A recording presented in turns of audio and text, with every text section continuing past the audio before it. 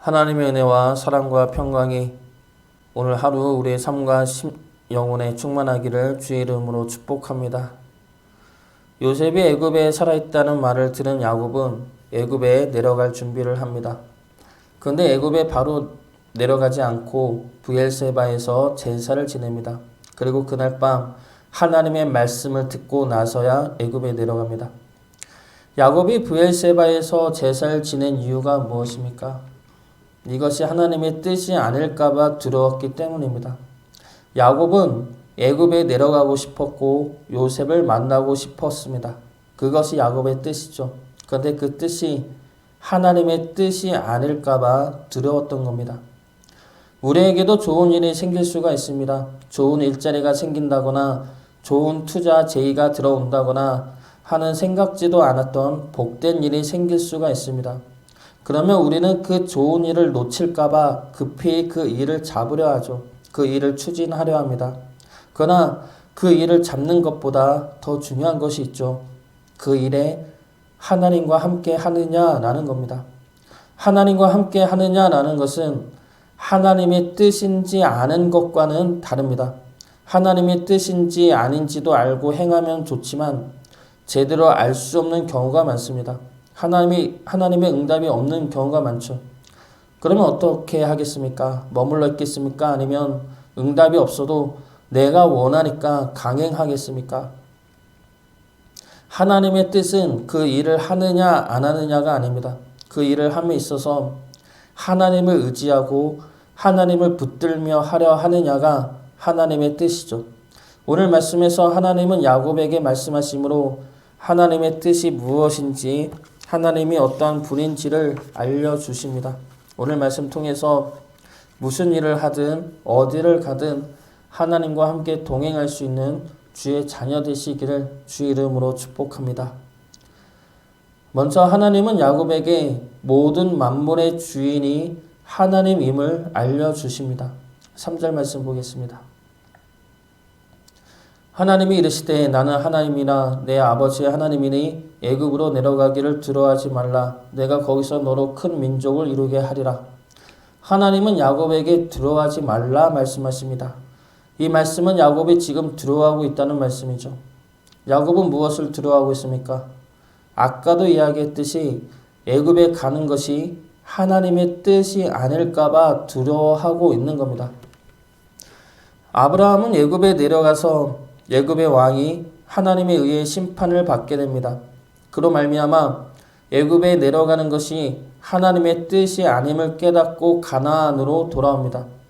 이삭은 애굽에 내려가려 할 때 하나님이 내려가지 말라 말씀하셨습니다. 그래서 그랄 땅에 머물게 되죠. 야곱은 지금 이것을 기억하고 있는 겁니다. 아브라함과 이삭이 애굽에 내려갔거나 내려가려 할 때 하나님이 원치 않으셨음을 기억하고 있는 겁니다. 그래서 지금 자신이 애굽에 내려가는 건 역시 하나님이 원하지 않고 하나님의 말씀을 거부하고 있는 것이 아닌가 두려운 겁니다. 그러나 하나님은 이번에는 애굽으로 내려가라 말씀하십니다. 내려가는 것이 하나님의 뜻이라 말씀하시는 것이죠. 하나님은 왜 이렇게 말씀하십니까? 아브라함과 이삭 때는 애굽에 내려가지 말라 말씀하시면서 야곱에게는 왜 내려가라 말씀하십니까? 이것은 우리가 누구를 의지하고 있느냐의 문제입니다. 애굽이 나쁜 것이 아니죠. 애굽으로 대표되는 물질과 풍요와 이 땅의 번성을 의지하려는 그 마음이 안 된다는 겁니다. 아브라함과 이삭이 애굽에 내려가려 하는 이유는 기근을 피해 풍요의 땅 애굽에서 풍요를 누리기 위해서입니다. 그래서 하나님이 막으신 것이죠. 애굽을 의지하지 말고 하나님을 의지하게 하기 위해서입니다. 그러나 이번에 애굽으로 내려가는 것은 하나님의 크신 계획과 뜻 가운데 이루어지는 일입니다. 구원의 역사를 예표하고 보여주기 위함이죠. 그래서 애굽에 내려가야 합니다. 그리고 애굽에 내려갈 때 애굽을 의지하는 것이 아니라 애굽보다 크시며 애굽마저도 하나님의 뜻을 위해 사용하시는 하나님을 의지하게 하기 위함입니다. 야곱은 애굽으로 내려가는 길에 이러한 모습을 분명하게 보여주었습니다. 애굽을 가는 것을 원했지만 그보다 더 크신 하나님과 함께 가기를 원했습니다. 그래서 하나님이 함께하지 않을까 두려웠고 예배를 통해 하나님의 뜻을 구하였던 겁니다. 우리에게 있어서 가장 좋은 길은 하나님과 함께 가는 길입니다. 우리 보기에 좋은 길도 하나님과 함께하지 않으면 고난의 길이 될 것이고, 우리 보기에 안 좋은 일도 주님과 함께 간다면 그 길은 복된 길이 될 것입니다. 하나님의 뜻을 구하되 뜻을 모른다 하더라도 하나님과 함께하기를 구하며 의지하며 나아가시기 바랍니다. 하나님이 함께 하신다면 우리가 가는 길이 어떠한 길이라 하더라도 그 길은 구원의 길이 될 것이고 하나님의 은혜와 사랑을 보게 되는 축복의 길이 될 것입니다. 하나님과 함께 동행하여 우리의 길이 축복의 길이 되기를 주의 이름으로 축복합니다. 두 번째로 하나님은 끝없는 사랑의 하나님임을 알려주십니다. 2절 말씀 보겠습니다. 그 밤에 하나님이 이상 중에 이스라엘에게 나타나 이르시되 야곱아 야곱아 하시는지라. 야곱이 이르되 내가 여기 있나이다 하매. 하나님은 야복 강가에서 야곱의 이름을 이스라엘이라 계명해 주십니다. 그 이후로 야곱의 이름은 이스라엘이라는 이름과 야곱의 이름이 번갈아 사용이 됩니다. 오늘 본문에서도 이스라엘과 야곱이 서로 혼용되어 사용이 되고 있습니다. 그러나 나름대로의 기준이 있습니다. 이 이름이 사용이 되는 기준은 하나님의 백성을 대표하느냐 아니면 야곱 개인을 가리키느냐에 따라 달라집니다. 보통 이스라엘이 사용이 될 때는 하나님의 언약에 따른 백성을 가리킬 때, 하나님의 뜻에 따라 이루어지는 하나님의 나라를 상징할 때 사용이 됩니다. 그리고 야곱이 사용이 될 때는 야곱 한 사람을 가리킬 때 사용이 됩니다. 다시 2절 말씀을 보면 이스라엘에게 나타나셨다 말씀하고 있죠. 이것은 애굽에 내려가는 것이 야곱이 아니라 하나님의 언약에 따라 인도되어지는 하나님의 백성임을 의미합니다. 그런데 하나님이 말씀하실 때는 야곱아라고 부르십니다. 그것도 2번 반복해서 부르십니다. 그 이유가 무엇입니까? 이것은 야곱을 위로하기 위해서이죠. 야곱을 향한 사랑을 확증하기 위해서입니다. 야곱은 지금 애굽에 내려가는 것이 하나님의 뜻이 아닌가 두려운 상황입니다. 그리고 하나님의 뜻이 아닌 것을 자신이 쫓을 때 자신을 향한 하나님의 은혜와 사랑 역시 끊어질까 봐 두려운 것입니다. 우리 역시 믿음을 가지고 하나님 말씀대로 살다가 죄를 범할 때 오는 두려움이 무엇입니까? 하나님이 나를 사랑하지 않을까라는 것이죠. 하나님이 나에 대해서 실망하고 나를 미워하지 않을까라는 겁니다.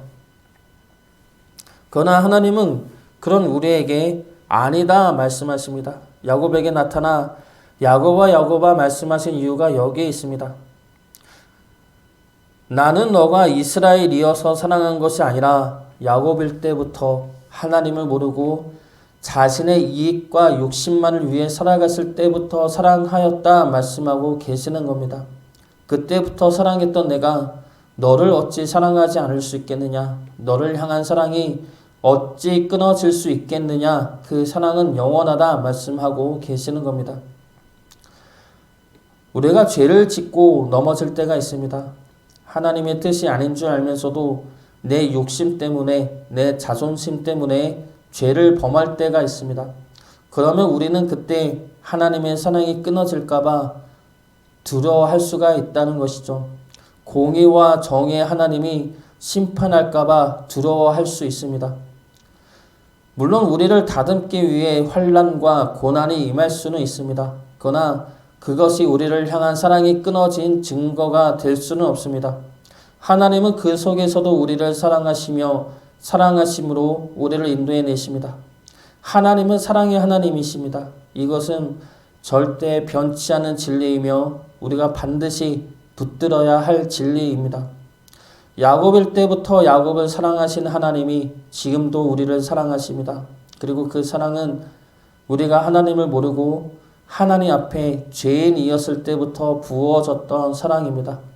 그 사랑을 믿고 붙드심으로 죄 속에서도 다시 일어나 주님 앞에 나아가는 주의 자녀 되시기를 주의 이름으로 축복합니다. 마지막으로 하나님은 변함없는 약속의 하나님입니다. 하나님의 약속은 취소되지 않습니다. 야곱이 애굽에 내려간다고 해서 가나안 땅을 주신다는 하나님의 약속은 취소되지 않습니다. 야곱을 통해 큰 민족을 이루겠다는 하나님의 약속은 취소되지 않고 오히려 애굽에 내려감으로 하나님의 역사는 더 분명하게 진행이 되고 이루어질 것입니다.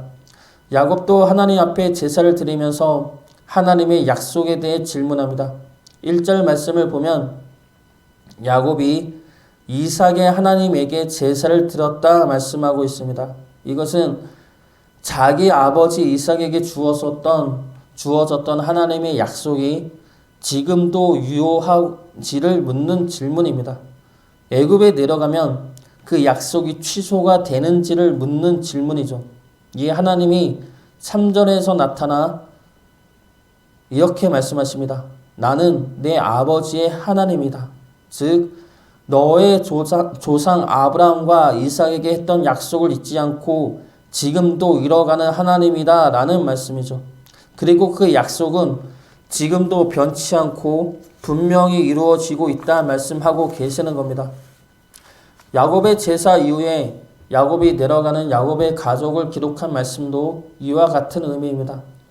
애굽에 내려가는 야곱 가족의 수는 70명입니다. 70이라는 수는 온전한 세계 열방의 수를 의미합니다. 모든 나라를 상징하는 숫자가 70이죠. 하나님은 야곱의 가족 수를 70명으로 기록하므로 이 야곱의 가족이 온전한 하나님의 나라를 예표하고 있으며 하나님 나라의 충만함을 말씀하고 있는 겁니다. 그리고 하나님의 말씀이 온전히 이루어지고 있다는 것을 알려주고 있는 것이죠. 아브라함을 향한 약속은 지금 믿는 우리들에게도 행해지고 있는 약속입니다. 하나님은 우리를 하나님의 자녀로 삼으시고 하나님 나라의 백성으로 부르시고 하나님이 우리 왕이 되시어 우리를 지키시고 다스리십니다.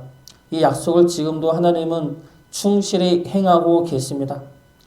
우리가 죄에 넘어졌다 하더라도 우리가 하나님 앞에 부족하다 하더라도 하나님은 우리를 향한 약속을 지키시어 끝내 우리를 주의 복된 자녀로 축복과 생명의 자리로 인도해 내실 것입니다. 우리를 향한 변치 않는 주의 약속을 붙드시어 오늘 하루도 주의 복된 자녀로 살아가시기를 주의 이름으로 축복합니다.